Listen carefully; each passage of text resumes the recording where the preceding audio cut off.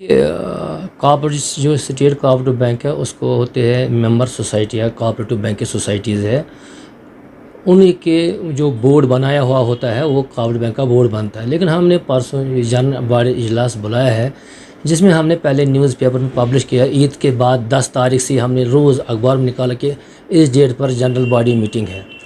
तो अल्हम्दुलिल्लाह हमारे पास 122 सोसाइटियाँ है इस वक्त रजिस्टर है बैंक में, 22 है लद्दाख के और कारगिल के, तो इसमें यहाँ श्रीनगर के हैं 98। अल्हम्दुलिल्लाह 64 सोसाइटीज़ ने शिरकत की है वहाँ, तो हम भी उसमें एक मेंबर सोसाइटीज़ है। तो हमारा मेन एजेंडा था उस मीटिंग में था यही कि कोऑपरेटिव बैंक में जो स्कैम्स आए 2-3 साल से, जो अखबार में आपने देखे होंगे, तो गवर्नमेंट ने उसमें नॉमिनेटेड बोर्ड रखा है, लेकिन उस बोर्ड का भी टर्म ऑफ हुआ है। इस वक्त हमारा जो बैंक है हेडलेस है, कोई काम नहीं होती है दफ्तरों में, बैंक के मुलाजमी की परेशानियाँ, कोई फाइल एक टेबल से दूसरे टेबल नहीं उठती है, क्योंकि भाई सिर्फ कहते हैं ऑफिसर नया बोर्ड आएगा, लेकिन आता नहीं है।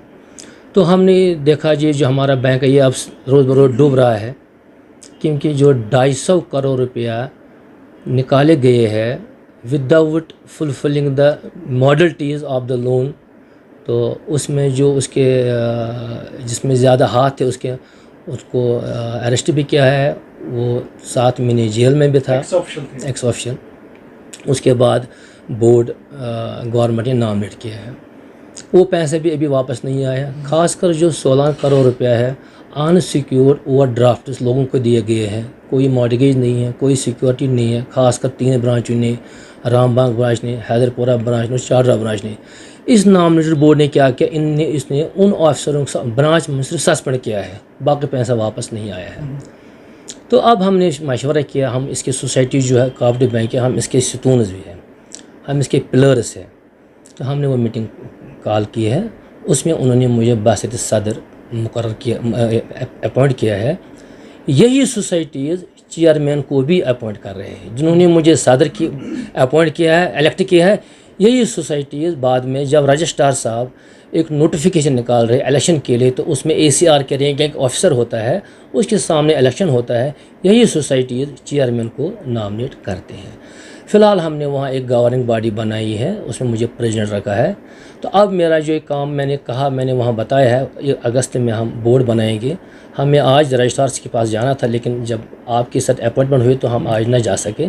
तो कल इंशाल्लाह रजिस्ट्रार साहब के जाएंगे, उसको कहेंगे हम कि आप इलेक्शन की नोटिफिकेशन निकालें। जब वो नोटिफिकेशन निकालेंगे इलेक्शन के लिए, फिर इलेक्शन होगा, लोग फॉर्म भरेंगे, क्योंकि हमें इसमें 13 बंदे होने 13 ऑफिस होते हैं बोर्ड मेंबर्स।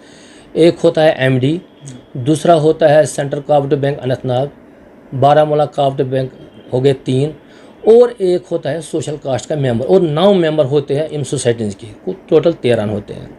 रजिस्ट्रार साहब को नोटिफिकेशन निकालें इलेक्शन के लिए, इलेक्शन हो जाएगा, बोर्ड बनेगा इंशाल्लाह। बोर्ड का पहला काम है हम ये पैसा वापस लाएंगे, और ये 16 करोड़ जो अनसिक्योर्ड ओवरड्राफ्ट लोगों को दिए, ये भी हम वापस लाएंगे इंशाल्लाह। मेरे टेबल पर जो बोर्ड बनेगा इंशाल्लाह वो इतना साफ़ सुथरा बोर्ड बनेगा, बिल्कुल डेडिकेटेड, टैलेंटेड और डेमोक्रेटिकली इलेक्टेड बोर्ड मेरे टेबल पर। तो इंशाल्लाह इस अगस्त के महीने में हम वो बोर्ड बनाएंगे और कोऑपरेटिव बैंक को वैसा ही लाएंगे जैसे वो था।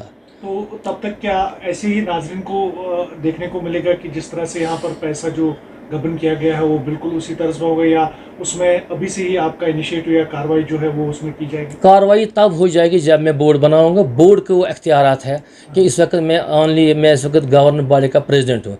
जब बोर्ड बनेगा, अगर मैं बोर्ड में आया तो इंशाल्लाह मेरा यही काम है कि मैं ये पैसा फर्स्ट प्रायोरिटी वापस लाऊं, क्योंकि अल्हम्दुलिल्लाह हमारे बैंक के लिए खुशखबरी है, क्योंकि जो 250 करोड़ रुपये चले गए उसके लिए जो ज़मीन उन्हें कुछ बैंक के नाम लिए है, इस वक्त ज़मीन है, लेकिन खासकर जो 16 करोड़ रुपये जो बाहर है वो अनसिक्योर्ड है। तो ये भी सवाल उठ रहे थे कि नई तैनाती जो बैंक में हुई है उनको क्या खतरात कुछ मंडरा रहे हैं?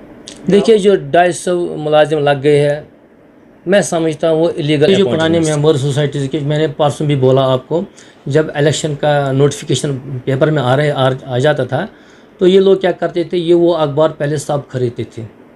जो सोसाइटी के मेम्बरान हैं उनको पता नहीं लगता है, सिर्फ 5, 6, 7 सोसाइटीज़ आते हैं बोर्ड में, वो इनको अपने होते हैं। तो जो ये इलेक्शन है इसमें तो वो तकरीबन सारे सोसाइटीज़ हैं, इस वक्त NPA है और वो ब्लैक लिस्ट में है। तो इंशाल्लाह हम रजिस्ट्रार साहब को बताएंगे मॉडलिटीज़ के लिए क्या कुछ सोसाइटी को आना है, हम उसको जांच पड़ताल करेंगे। मुझे लगता है उन सोसाइटीज़ को इस इलेक्शन में आने के लिए कोई मौका नहीं है, क्योंकि उन्होंने बैंक को लूटा है, उन्होंने बैंक छोड़ दिया है। तो ख़ासकर lake view house building corporate limited जो एक है वो रामबाग ब्रांच से 3 साल से NPA है। तो और भी बाकी सोसाइटियाँ NPA है, उन्होंने इस वक्त हाई कोर्ट में एक पिटीशन की है ताकि हमें अपने सोसाइटीज़ को इलेक्शन किया जाए। इस वक्त वो पिटीशन चल रही है, क्या आएगा कोर्ट का फैसला इस वक्त वो साबित से उनका कोई हक इसमें नहीं आने का है।